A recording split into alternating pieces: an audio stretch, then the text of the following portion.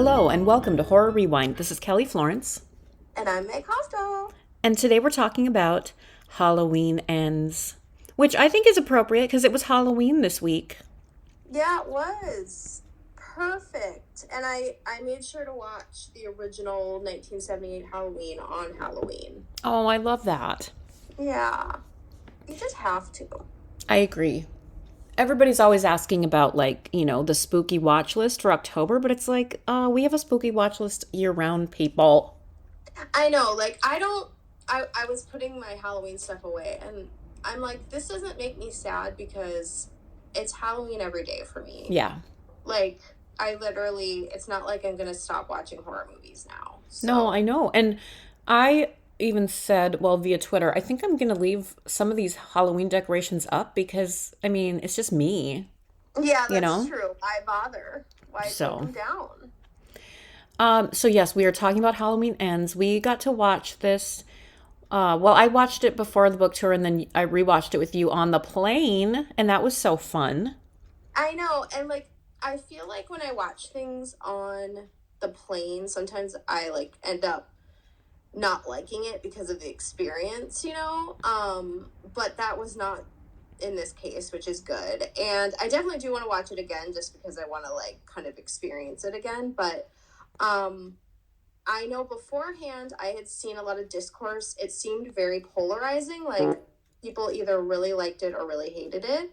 And so I just kind of came in, I don't know what my expectations were, but I knew that you liked it. Mm-hmm. So that kind of made me think, okay, I think I'm going to like this. And I saw some people that I respect their opinion who liked it, but I also saw people who I respect their opinion and they didn't like it. So it was kind of heady to go into, but yeah, I freaking loved it. Oh. So I'm curious. I think I know why people didn't like it, but I loved it. So no, I did too. And I think, well, as I said to you, because you're like, can you say anything without spoiling it? And I said, can we just let filmmakers and writers make the movies that they want to make? And yeah, we can have our opinions, but this is the trilogy that they wanted to make, and they did it. And it was freaking different and freaking cool.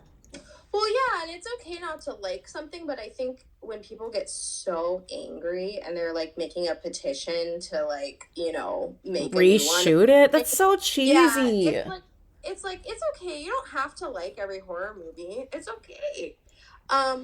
What I really liked in the beginning, it didn't feel like a Halloween movie in the very beginning, which I appreciated. I felt like it was doing something new. And, it would have been so easy to just make Halloween Kills over again. It would have been so easy to do another gory slasher. But they didn't. And I really respect that they, were this is different and new. I don't know. The things that I appreciated, I love that it was a male babysitter, so they're flipping that. Also, he didn't kill the kid, and that was really tragic and gross and so unsettling, that death in the very beginning. And the kid's kind of a dick, which I thought was kind of funny, and made it not that it's ever fun to watch a kid die in a movie, especially that way. But I think it softened the blow a little bit because I don't want to say it was the kid's fault because it was an accident, but it kind of it made for a very empathetic situation where there were no perpetrators exactly, right. And I love the exploration of are you born evil or is evil made? And how, Laurie Strode kind of instigated this by giving him the knife, and he slashed those tires of the bullies, and he wasn't really fighting back until then. But then, of course, his infected hand and his love interest, I loved it. I thought it was so cool. Yeah, I think, something that I feel wasn't accomplished maybe as much in kind of, especially the later sequels, Halloween sequels and stuff, was this sense of place. And I felt there was very, Haddonfield very much felt more like a place to me. It felt before I kind of felt like it could have just been anywhere USA. But I feel like this trilogy kind of like really grounds it into like this town, this place, which of course is a metaphor for everywhere. But I don't know, it just had more of a sense of place than I think the other Halloween movies did. And it, particularly in this one, because it's really about like how this boy is perceived, what happened to him, and then how people treat him in this small town, and how evil kind of like is this multifaceted thing, and it's not just Michael Myers, which I think was so effectively done. It wasn't like, it's not like Michael Myers is yeah, he's the boogeyman, so to speak, like in the first movie they call him that a lot, and but he represents like something deeper than that, and I think that's such a cool idea, and they like went above and beyond. Like I said, it would be so easy just to have Michael Myers come and kill a bunch of people again, Yeah. and he does, and we get some good kills, but I loved seeing him working with this kid, and I loved old Michael Yes, Myers. I did too, because I know, I mean, we're not looking for realism necessarily in our horror movies all the time, especially with Michael Myers, but wouldn't he, and he is, he's older, he's run Yeah, down. He might need a yeah, little yeah. help once in a while. Yeah, I like that. I like this idea of him being old. I mean, because she's being old. She's old, and she has to deal with being old. She's still a badass, Yep. but you know, she's verging on. I hate to say the word elderly, but she's verging on that. And so is Michael Myers, and it kind of like humanizes him, even though like the whole point is like maybe that evil. He's a sort of, well, maybe the whole point is he's human, you Yeah. know, because it's like, yeah, he's, so is that kid that we felt bad for. Um, he's human, and then kind of evil infects him. So maybe Yeah. that's the whole point. Yeah, and I love also that she got her own little love story, Oh, yeah, because that was we cute. love nothing more than a little romance in our horror movies. I know. I think that was bothering a lot of people, Yeah. but whatever.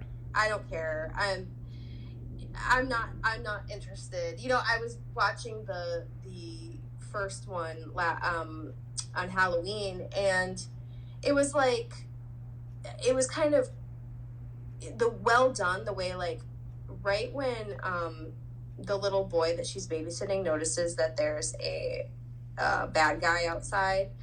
It's right when her friend is telling her that she like told Ben Tramer that she has a crush on him, and she's like devastated. She's like, I'm so embarrassed, I'm not going to be able to like see him tomorrow. And it's so cute because it's like what high schoolers care about. Mm-hmm. And I was thinking in that moment, I'm like, poor Laurie Strode, like that was the last moment she was normal, Oh. you know, because like for the rest of her life everything is complicated. And Yeah. so I was like, oh, that was the last moment she like cared about something high schooly. Oh. That's really Yeah. sad. And but I love that. We got to see that journey. And Yeah. I couldn't agree more, like you said, that sense of place, because I'm thinking of like, I mean, I obviously enjoy all the Halloween movies, but I'm feeling like, Halloween H2O, I'm like, where was that? It was like at a college? What? Who? It Yeah. doesn't feel like Yeah. it's in the same world. Right. Yeah. Yeah. Speaking of worlds, I know that's a little off topic, but I'm excited for this Friday the 13th Oh prequel my series. gosh. I feel like that's going to be a really good sense of place, like hopefully like in that little town and in the camp and everything. Oh yes. And I saw I I saw hope. an angry tweet this morning saying it's probably going to be some woke BS. I hope it is. I hope it's woke as Oh, fuck. of course it's going to be. It's going to be Yep. amazing. Yep. I'm very excited. So yeah, that's good news. There's so much good horror news, like so many good things coming. Speaking So of, you were in the Washington Post last I week. was. I got to talk to Michael Kavanaugh from the Washington Post, and it was a really fun conversation because he just genuinely loves horror. And right at the beginning of the conversation, he's like, my wife and daughter are watching Rosemary's Baby right now. And I'm like, oh my God. So we had a really good talk, and we talked forever about horror and mostly horror movies, and yeah, so check out that article. I think it came out October 29th. Ninth. Yep. So yeah, so that was really fun, and I hope to chat with him again. But yeah, it was just about like how this is a wonderful year for horror, both like creatively and box office wise. So I think the world is catching up to what we've known all along, Meg. yes, I know. Finally, we're just so ahead of our time, Kelly. I know. So speaking of Halloween, I know you dressed as Chucky for your Halloween party. Did you dress up at Yes. all on Halloween proper? No, I had a very lame Halloween. I had a sick kid, and my other kid is too cool for school, so Aw. he didn't want to trick or treat. So that left me, and also we live on a dead end, so we have no trick or treaters. So it was just kind of a typical Monday for me. Aw. But I know you had fun. So yeah, we had a great experience, an experience we have never had before because of where we have lived in the past and where we live now. We've never had trick or treaters. So Campbell and I stayed back at the house and handed out candy, which we never get to do. It was so fun because it was a very busy street at a friend's house. And I then love Mark it. and Vienna went trick or treating with a big pack of kids. Oh my They god, were gone fun. for almost 2 hours. They came back sweaty and then they had a scale and they all weighed their candy. Oh, Vienna got fun. 6 pounds. Oh my god. And they were very happy. So it was a lot of Oh, fun.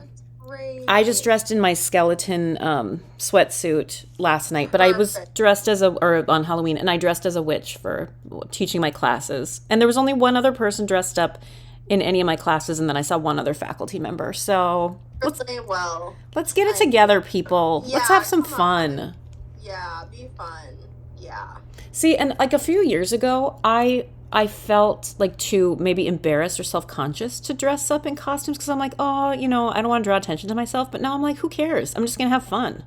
Yeah, just do it. I think with I think it's expected of you though too. yeah, I with think it age can bum people out with without it. age comes wisdom, and with Yeah, with wisdom comes the assurance that nobody cares, and if they do, f them. I know. Well, yeah, and my kids are definitely in that stage where they care now what people think. Yeah. So, no more trick or treating for me. I like pathetically, I was like, I wonder if I could take Cookie trick or treating. Oh yeah. And just make kids smile with him, but I didn't. I just stayed home like a lame-o. Well. I didn't want to I didn't want to like be creeping around watching trick or treaters. Well, like, yeah. get arrested. So You could go as Michael Myers one year and just like that's stand in the bushes. that's true. I would like that probably too much. Yeah. I do want to mention a book I'm reading because I think you would like it, and I think a lot of listeners would like it. It's called Such Sharp Teeth by Rachel Harrison, Oh. and it's a werewolf novel. And it's about a woman who gets bitten by a werewolf, and there's romance, and it's just delightful. It's kind of funny and but also scary. And Rachel Harrison did a blurb for a witchcraft book, and she's just awesome. I love all her stuff. So Such Sharp Teeth. I Check it out. love I'm it. almost done. I'm just about to the climax, so I'm very excited to finish it today. That's a great title too. I'm always jealous of these amazing Yeah. titles. I know. My friend Michael Tishi, I'm not sure how to say his last name, but he comes up with the best titles for his short stories, and he has a oh my gosh, he has a novella out, and now I can't remember the name of it because it's so good and effective, but then it just left my mind. But anyway, I feel like that's a special skill coming up with Oh titles. yeah. I Halloween Ends is a great title. yeah. You know, Halloween Kills was good too. Yeah. I Well, think. speaking of, let's rank Yeah. Halloween Ends on a scale of 0 to 10. 0 being you hated it, 10 being you think it's a perfect movie. What is our scale for this final installment? Um. I feel like we've used the pumpkin before. Yeah. Well, I feel like it needs to be related to the Queen. Yes. Um. What about garbage disposal, sink disposal? That part's Oh, pretty scary. yeah, that was good. And wood chippers. We'll put them both in there. Okay. How many I, garbage disposals and wood chippers do you give Halloween Ends? I'm gonna give it 9. I thought it was amazing. I loved it. I think it was really effective. I think it said something, which is what you want horror to say. I feel like Jamie Lee Curtis like kicked ass, but she also got like the chance to be like emotional, and like it wasn't just like one note. She got to be like a lot of different things. I thought her granddaughter is a complicated character. It's so good. Yeah, I'm giving it 9.5 wood chippers, garbage disposals. I think I liked it even more the second time I watched it because I knew I wasn't like worried for it. You know, sometimes when you go into a movie, you're like worried, like, oh, yeah, I don't want it to be bad. And then since I knew what it was, I could just enjoy it. Yeah. So I would recommend rewatching it. Yeah. And convince Luke that he doesn't have to watch Halloween Kills in order to watch this one. He said, because I told him, I'm like, you're really going to like Halloween Ends. And so he said this weekend he wants to watch Halloween Kills because he just can't watch Halloween Ends until he's watched Halloween Ends. All right. He's that guy. Well, he can do him. Yeah. Oh, and I can't remember if I suggested this show to you or not, but Luke and I are watching season 2 of The Vow. And about the it's on HBO. It's so good. Okay. So freaking good. I'll add it to my list. It's a good one like for you and Mark to watch. Okay. I know Mark likes that kind of stuff too. And I've heard good things about the season 2 of White Lotus. Oh, I haven't watched that yet. And we haven't watched that yet either. How's Love is Blind? Oh my god, it's so stupid. I love it. We're gonna, since it's week to week, right? No, there was like 7 episodes. Oh, well, we're gonna get on it then. We were gonna bank some up, but I guess we gotta start. No, and then tomorrow I think they're releasing the rest of them or something. Oh my gosh, yeah. I'm so ready. No, I can't wait to talk to you about it because it's just I love all this trash. I love it too. Oh, and what we've been watching, Mark knew that I would be into it because Rob McElhenney's in it. It's the documentary about Rob McElhenney and Ryan Reynolds buying this soccer team. It's called Wrexham, and it's so good because it's so earnest, and it's just like small town, and this football club is going to save them, and it's real. It's reality. They're shooting the documentary about this journey and trying to get them to be a better team so that they can bring more money into the town. It's so good. Yeah, that sounds really interesting. I mean, would I like it? Yeah, I think you would because it's actually not about the game. It's about the people. And so it's just showing these people and like their lives and the history and, you know, what it means to... Where's the town? Wrexham in Wales. Oh, okay. It's in England. Oh, okay. Hey, I wasn't talking to you. So-and-so over there. Stop. Oh, she's literally telling you where Wrexham is right now. Oh, Alexa is? Yeah. Sorry. It's fine. Alexa, stop. Well, now you all know. Yeah. Okay, good. All right, well, good. Yeah. What's the show called? I think is it just called Wrexham or Welcome to Wrexham? Okay. I don't know. Cool. It's so good. There's so much to watch, Kelly. I know. And we just have to we have all these writing projects coming up. I don't know when we're going to have time to do anything. I know. We need to just stop sleeping, I think. Yeah. And just, if there's a way we could watch content while you're sleeping. That would be ideal. Yeah. I would love to like zap it into my brain so I can watch things when I sleep. Yeah. Well, until that time, we'll just have to keep on keeping on. Yeah. Okay, until next time, friends. We'll see you in the horror section. Bye.